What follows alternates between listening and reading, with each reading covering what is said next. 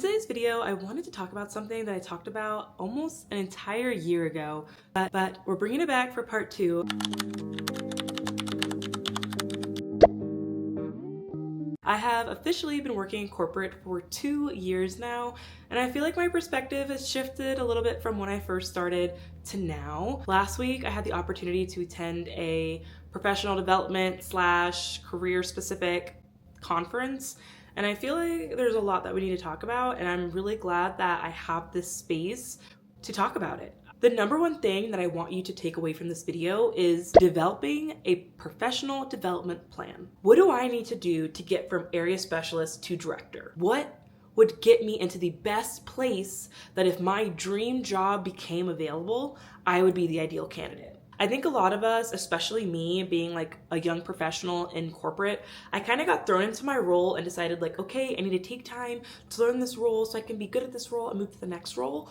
But that's a limited mindset. I need to think, okay, I'm in this role. What do I need to do to get to the role that I really want to be in? And that kind of leads me into the next phase of this video, which is taking ownership of your career. No one else but you knows the career path that you are aspiring to obtain. So when you are comparing yourself, your career, your journey to other people, that's when that like gray cloud kind of starts fogging our eyes, because only you know what you truly want.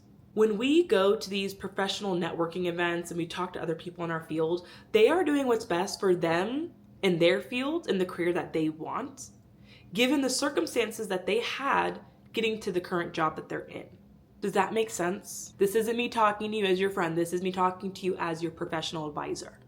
So, sorry if I'm hurting anybody's feelings, but the truth is the truth. We're gonna be overlooked, we're gonna be questioned, and we need to have the data to back us up. When we talk about taking ownership of your career, that can look like many different things. One thing that I've started doing recently, because I've realized that I've been working like a hamster on a wheel, that I haven't even stopped to look and see all the things that I've learned. From this day moving forward through the end of this year, every time you do a project at work and reflecting on everything that you've done in your current role, what have been your biggest wins? What have been things that you have implemented into your company, or training programs that you've developed, or anything that you have done to build credibility on your name? Are there people who will back you up in that?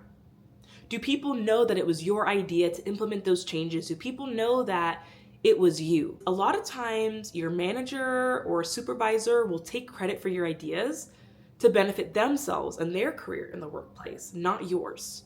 So make sure that anytime that you do something, you're writing it down. Anytime your boss gives you a project or a task, or you're project managing something, you document it.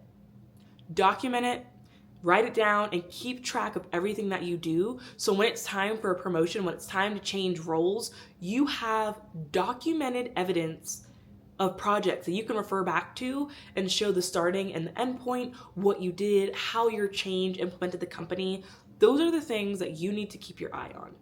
Eye on the prize. Another thing that I cannot stress enough is to not wait for opportunities to come to you. Sometimes you have to chase after opportunities. I get it, work-life balance. I understand not wanting to do more than your 40 hours of work. I am not encouraging burnout, but what I am encouraging you to do is always put yourself in a position to look like a game player, a go-getter. A perfect example of this is a couple weeks ago, my company had like a party type networking event. I don't know what it was, but I did know I was not interested in attending because I like going home after work. I don't really like to network. I'm very shy. I'm very awkward, believe it or not, in corporate setting. A director over me told me, he was like, Angel, this is the kind of event that you need to be at. You need to make connections. People need to see you and hear you and know you outside of just your day-to-day work. At first, I was kind of like hesitant to go, but when I tell you I'm so appreciative that he snapped me out of whatever complacency and vibe I was giving off and told me you need to think of your career at all times. Never let any opportunity pass you by. Because this was a corporate event.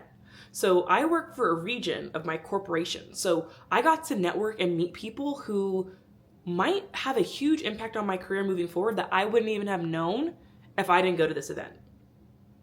Sometimes you just have to show up for yourself. Even on your worst days, showing up for yourself is the best thing that you can do. Take ownership of your career by advocating for yourself. Now, I think it's important to always read the room because your haters are always nearby, but it is important to verbalize your career aspirations when you're in a safe space to do so, and let people know what your goals are and who you want to be and what you want to do. Because the more people who know you and the more people who know your hunger and your crave and your desire to grow and do better, the better you're setting yourself up to be. The reason I say to read the room is because sometimes in certain careers and certain companies, wanting to climb the ladder, wanting to grow isn't always accepted. A lot of times people like you to kind of stay in your lane, stay where you are, but that's not what we're doing. We didn't ask them. We're taking accountability for our own career. We're not letting somebody project their career and their struggles onto us because that's their problem, not our problem. Another thing that I cannot stress enough is brag. Brag about your accomplishments. Anytime I do something with work that I have either individually designed or I was tasked with leading a project on, I will always bring it up when I'm speaking with managers or people in my field. Oh, when I was working on that project, I noticed this, or, when I developed this, I was thinking of ways to benefit our company by providing this resource or bridging this gap. Be braggy. And I know as women, we're kind of always taught to be like humble and stay in our lane, and we're just getting rid of that because we are in our bad bitch era. We are going after our goals, we are going after our career, and we are making a name for yourself. Be vocal, speak up for yourself. Don't be shy. You have to put yourself out there if you want to reap the benefit and the rewards and the fruits of your labor. Because at the end of the day, people are always going to remember the loudest person in the room. Now, when you're going to be the loudest person in the room, when you're going to speak up, when you're going to brag, know how to do it. Don't be loud and incorrect. That is the biggest piece of advice I can give you. I'd rather you be quiet and humble and know your business than be loud and wrong. Because if I've learned anything these last couple weeks at work, it is that it doesn't even really matter how good you are at your job. It matters how much everyone likes you. And I know that's literally the stupidest thing ever, but corporate is about politics. We're playing a game. We are gambling with our careers every day. You want people to like you. You want to be likable. You want to be approachable. You want to be helpful. Oh yes, every time I talk to Angel, she's helpful. She points me in the right direction. She gives me what I need. I never have to wait around. She's always punctual. You want to build that reputation, but you have to do it in a way that isn't too blunt, because as women, we can't be too blunt. And my boss is a woman. She is the director of our region. And every time I hear feedback about her, it's that, oh, she's this and she's that and she's this and she's that. She's great at her job though. But nobody cares that she's good at her job. Everyone cares about, oh, she doesn't smile, she doesn't hug, she doesn't do this, she doesn't do that. Does it matter? Not necessarily. Should it matter? No. Does it affect her? Yes. Luckily, my boss is kind of at the point in her career where I don't think she gives a fuck about anybody or anything, which is why I aspire to be her. But for me, I need to keep everybody in my good graces at all times. Kind of building off of what I just said, we are in a reputation era. This is a time to build your personal brand. What are people saying about you when you're not in the room? People say a lot of stuff to your face. What do they say when you're not around? And in corporate, it is very easy to tell who people like and who people don't like just from what people say about them when they're not around. Now, do not get succumb to office gossip. Do not be gossiping and whispering and talking about people, because that will affect your reputation.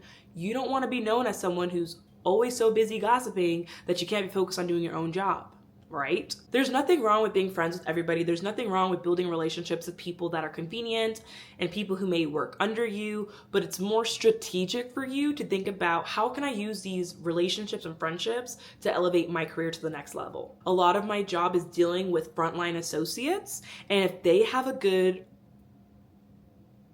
idea of me, if they have a good experience with me when I see them, that is valuable to me. Because although they might not be the person hiring me for the next job, you never know who they know. And I've noticed, not to call out nepotism, but I've noticed a lot of little people tend to know a lot of big people. So just be mindful of where you are and who's around, because you need to be respectful and maintain good relationships with everybody. Nobody is too below you. Nobody is too irrelevant. Everybody is relevant because this is a strategic game. It doesn't hurt to have more people on your side, but it will hurt you if you have enough people who don't like you, who are loud enough to influence the other people in the room. So remember that. Now, this is a little controversial, but I really think it is important to be a master of your trade. I genuinely believe being a master of your field is the most beneficial tool you have, because once you master what you do, you can use that and you can go into any field. A lot of times people like to climb the career ladder in their respective, discipline. And then you get to a certain level where it's like, oh, well, that's as far as you can go here. And you haven't learned the skills you needed down here to move horizontally and then move up and continue learning. I believe that it is of most benefit to you to become an expert in the field that you're in currently.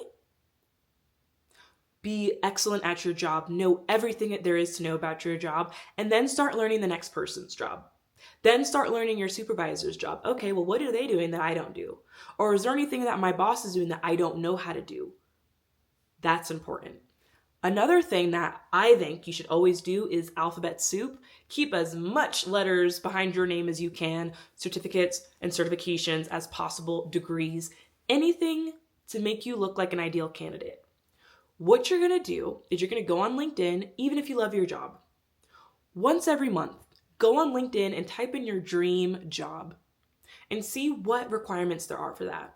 And slowly start chipping away at those things that you'll need eventually. You might not need it now, but I want to teach you this and apply this to every aspect of your life. Just because you don't need it now doesn't mean you might not need it later. And having it now will always benefit you than needing it and not having it. That was a tongue twister, but hopefully you got my message. Continuously learning and honing in on your skills will always set you apart from your competition. The more you know, the better. And the more you know about different things, the better. I want to encourage you to take advantage of corporate land to the fullest. Attend workshops, go to trainings, go to conventions. Ask your company to invest in you the same way that they get the investment of your loyalty to them. I've been at my current job for almost 2 years, and I've only attended one professional development conference. And after leaving that one, I told myself that I will not stop until I am at every conference, every training, anything that I can do to make myself a better career candidate moving forward and to benefit my company and the job that I'm in now. That's how you sell them on it. Companies don't want to invest in you so much that you then leave them to go work for a competitor, or you get so good at your job and we train you so well, then you leave and we have to find somebody else. They don't like that. But what you need to do is show them how learning these skills in these other places will help benefit you now. That's the ticket, the golden ticket. At the end of the day, knowledge is power. Stay up to date on industry trends. Keep learning, keep researching, keep seeing, okay, is there a better way we can do this? How?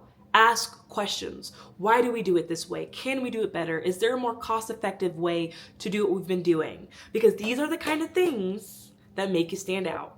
Now, in addition to becoming a master of your trade, you're going to want to diversify your portfolio. When I got my undergraduate degree in psychology, I realized that that was going to be an asset for me moving forward through every single thing that I do, because I can always bring any career, any interview back to the fact that, when I was studying psychology, I learned a lot about human behavior. I learned a lot about how to confront difficult conversations, how to talk to people, how to get the message across. Those are things that to me are always going to be valuable no matter what career field I go into. Another thing that I have to really beg you guys to do, because I think it's the best for you, is diversify yourself outside of your 9 to 5. What are things and skills and talents that you can obtain outside of corporate world that will benefit you in your next career, in your next role? For those of you who don't know, I am a member of the Junior League, which is basically a women's empowerment organization that builds us up through personal, professional, and philanthropic development. And for me, I get to be in the Junior League outside of my 9 to 5 and develop skills that I would never have the opportunity to learn and implement in my current job. But when the opportunity comes up for me to be promoted or to grow in my current role, I could present them with all these trainings and skills and opportunities that I've learned throughout these outside opportunities to make myself a stronger candidate. The more you have to pull from, the more you're able to diversify your strengths and tailor your resume to each job through different skills that you develop in different areas. So for you guys in my field of work, we have a lot of committees, we have a lot of boards, we have a lot of groups. Join them, get involved. I know it's a lot, I know you're tired, but networking is everything. And the more people you know and the more that you know, the better off you are. The last thing I want to bring to the front today is never stop networking. Networking is a game changer and it is a resource that we all have at our fingertips. LinkedIn, business cards, conventions, professional development meetings. We all have opportunities to network every single day. Now, cultivating meaningful relationships is going to be the way that sets you apart from others. Use your connections to open the door to other opportunities that you didn't even know about. Networking provides you with perspective. So when you go on someone's LinkedIn, you see, this is a job I did from this time to this time, and you kind of see like a skeleton of somebody. And that's kind of what a resume is. It's like a skeleton of who we are and what we've done. But when you start networking with people, that's when you get to learn those fun facts and things that make people stand out from the crowd. And I love, especially being like a young professional, is asking people like, how did you get to this role? Like, what did you do in your field to set you up for success? Was it your schooling background? Did you originally work in a different field and transition into this one? How did you get here? And use them like a sponge. You want to learn as much as you can. And then, whatever you can't use, pass it to the next person. And as young professionals, I like to remind you that we are at the bottom, but so are our peers. So make sure that, you provide as much information as you can to the next generation to help them be successful as well. By implementing the things we talked about today, it puts you in a position of power and success in your career growth and opportunities. Everyone has different goals and that's okay, but you have to make sure that you are doing everything in your power today to set you up for tomorrow. All right, well, have a great rest of your day and I'll see you next time. Bye.